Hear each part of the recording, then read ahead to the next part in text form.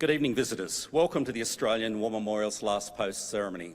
My name's Richard Cruz, and joining us today from the Royal Australian Air Force is leading aircraft woman Catherine Pearson. We're honoured to welcome Vice Admiral Robert Burke, Deputy Chief of Naval Operations and Chief of Naval Personnel, United States Navy. Rear Admiral Michael Noonan, Deputy Chief of Navy, Royal Australian Navy, and the accompanying American and Australian naval delegation that are joining us for today's ceremony. We welcome the veterans who have served, those that are still serving, and the families that support them. We acknowledge the members of RSL and Services Clubs Association, RSL Victoria and RSL Queensland, who are watching the broadcast of this ceremony across Australia. This evening, wreaths will be laid by visitors as well as students on behalf of the following schools.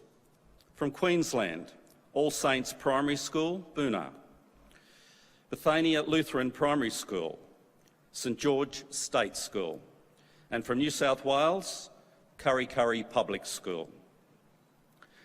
Shortly, Australia's Federation Guard will dismount the catapult party from the tomb of the unknown Australian soldier within the Hall of Memory. Australia's Federation Guard is a tri-service ceremonial unit of the Australian Defence Force.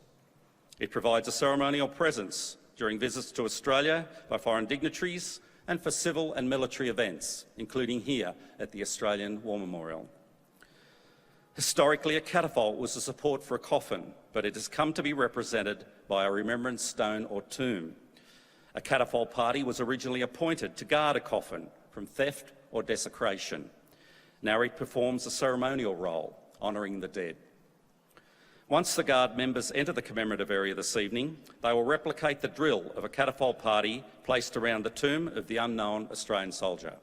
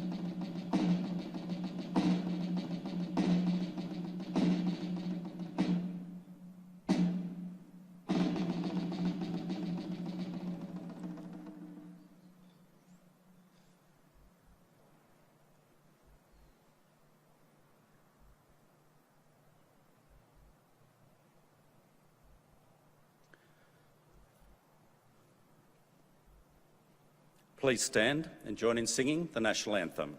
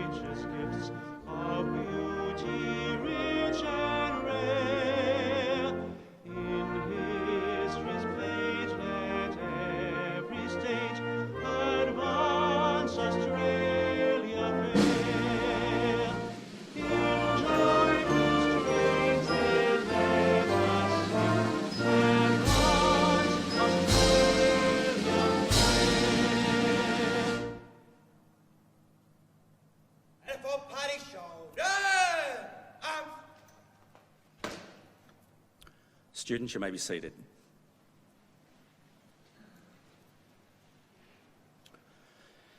The Australian War Memorial was the vision of Charles Bean, Australia's First World War official historian. Bean landed with the Australian troops on Gallipoli and stayed with them at the front through to the end of the war. The idea of this national memorial and museum came to him at Pozières, France, in the depths of the bloody fighting of 1916.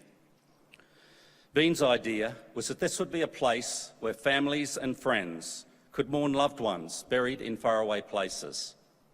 It would also be a place that could help all Australians understand what these men and women had endured and what they had done for us. Bean's vision, to which we remain true, is best expressed as inscribed in the entrance to the memorial's galleries. Here is their spirit, in the heart of the land they loved, and here we guard the record which they themselves made. Tonight we'll read the story behind just one of those on the Roll of Honour, which lists the names of more than 102,000 men and women who have given their lives for us in war and operations over more than a century. But first we present a lament, Flowers of the Forest. Wreaths and floral tributes will now be laid at the base of the Pool of Reflection.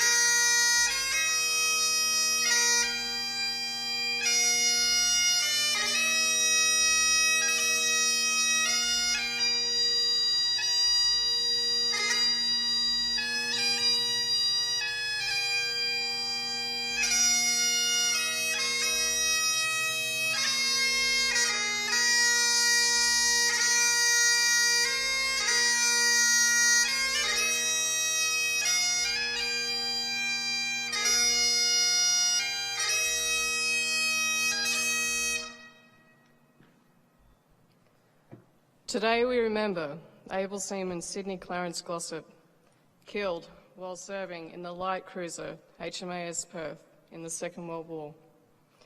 Sid Glossop was born on the 23rd of October 1920 in Marylands, a suburb in Western Sydney. He was the youngest son in a large family, born to Walter and Annie Glossop. Following the outbreak of the war, the 19-year-old enlisted in the Royal Australian Navy on the 30th of August 1940. He was 162 centimetres tall, with brown hair and hazel eyes. Glossop was briefly posted as an ordinary seaman to the newly commissioned HMAS Rushcutters, the Navy's depot at Rushcutters Bay, Edgecliff, before moving to HMAS Cerberus, the Navy's training establishment on the Western Port Bay in Victoria. In mid-January 1941, Glossop was posted to the recently commissioned corvette, HMAS Warrego. For some of 1941, Warrego carried out sea trials and exercises in the Sydney area before sailing for Fremantle, where it was employed in local escort duties. In August, Glossop was promoted to able seaman and the next month returned to Melbourne. In mid-October 1941, he returned to Cerberus for several weeks before being posted to HMAS Perth in December. Armed with 8 6-inch guns, the cruiser had returned to Australian waters only a few months earlier, after its successful deployment in the Mediterranean. In early 1942, Perth carried out various patrols and escort duties, including visits to New Zealand, New Caledonia and New Guinea. In February, with the Japanese rapidly advancing, Perth sailed for Java and participated in the disastrous naval battle of the Java Sea. The next evening, the 28th of February, Perth and the American cruiser USS Houston fought a fierce action against a larger Japanese force in the Sunda Strait. Perth expended nearly all of its ammunition in the action before ultimately being hit by 4 torpedoes. The cruiser sank at 12:25 a.m. on the 1st of March. The Houston sank soon afterwards. Some 353 of Perth's officers, ratings and civilians, just over the half of the company, were killed or drowned in the action, including Glossop. Of Houston's company, more than 650 men perished. The survivors of both ships were rescued by the Japanese, but spent the next 3.5 years as prisoners of war. Another 106 men from Perth and 79 men from Houston died in captivity as prisoners of the Japanese. Sidney Glossop was 21 years old when he died.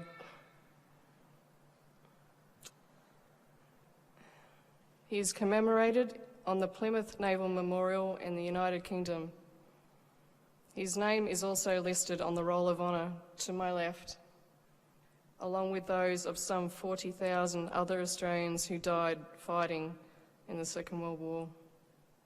His photograph is displayed today beside the pool of reflection. This is but one of the many stories of service and sacrifice told here at the Australian War Memorial. We now remember able seaman Sidney Clarence Glossop, who gave his life for us, for our freedoms, and in the hope of a better world.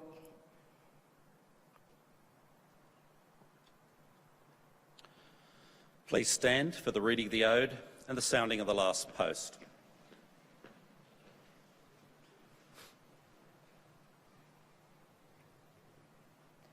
They have no grave but the cruel sea. No flowers lay at their head. A rusting hulk is their tombstone, a fast on the ocean bed. They shall grow not old, as we that are left grow old. Age shall not weary them, nor the years condemn. At the going down of the sun, and in the morning, we will remember them. We will remember them.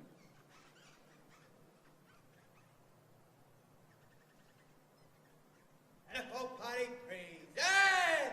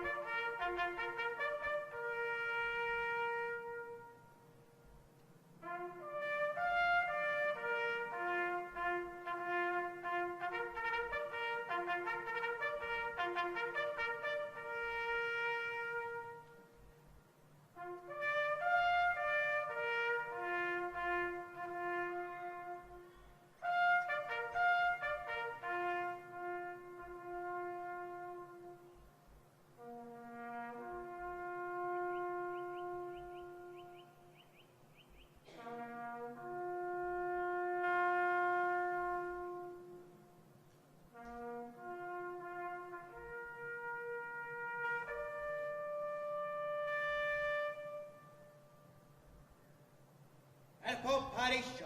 Yeah! Lest we forget. Lest we forget.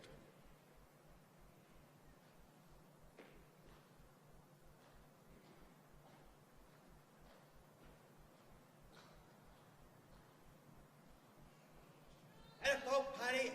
Words! Turn. Liverpool Party. Winning! March!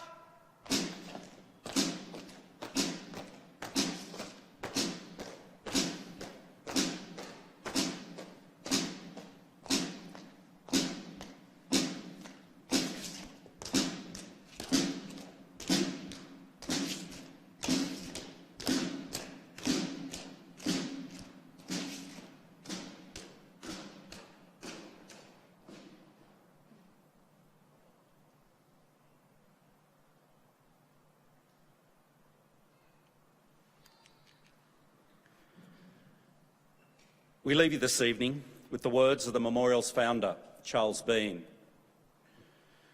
Many a man lying out there at Pozières or in the low scrub at Gallipoli, with his poor, tired senses barely working through the fever of his brain, has thought in his last moments, well, it's over.